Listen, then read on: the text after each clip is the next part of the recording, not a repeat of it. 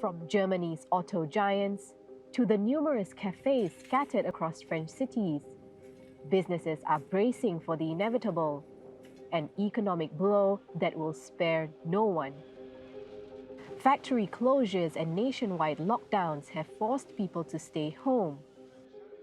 Some have been temporarily laid off, others permanently, and millions more will face a harsher reality. It's practically a 90% loss. I don't think we're going to make ends meet, so it's better to close down. Half the workforce has gone on technical unemployment, and the rest will follow. Spain, which has one of the highest unemployment rates in the Eurozone, shed almost 900,000 jobs in March.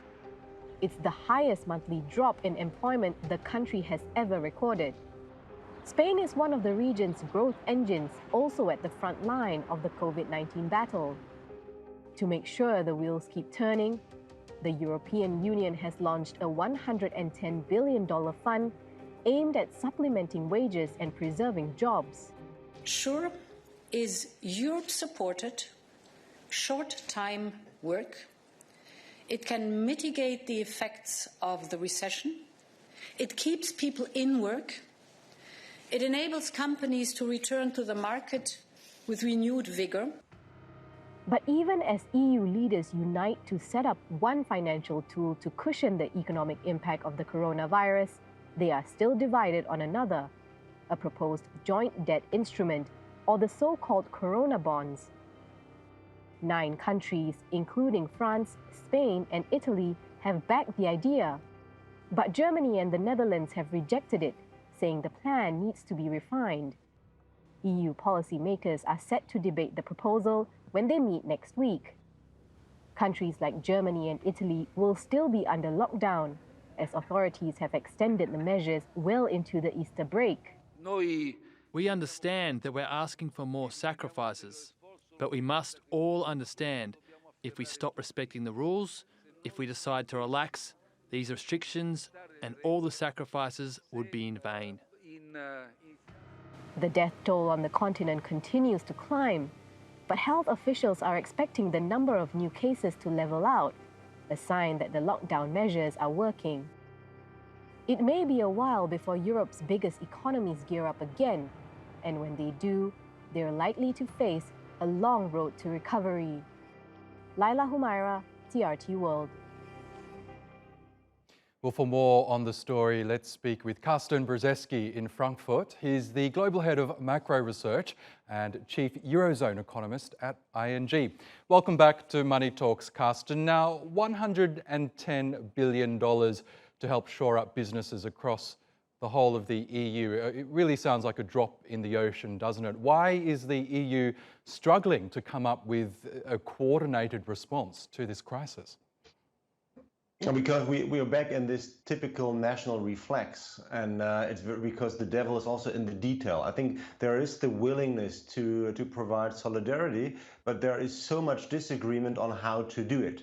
You mentioned in the already in the item the Corona bond, which would be one way. There is a waiver to the fiscal rules, so countries can borrow money as much as they want in financial markets. It's also supported by the ECB. The only thing is that I think this typical European slogan holds again, which means united in diversity.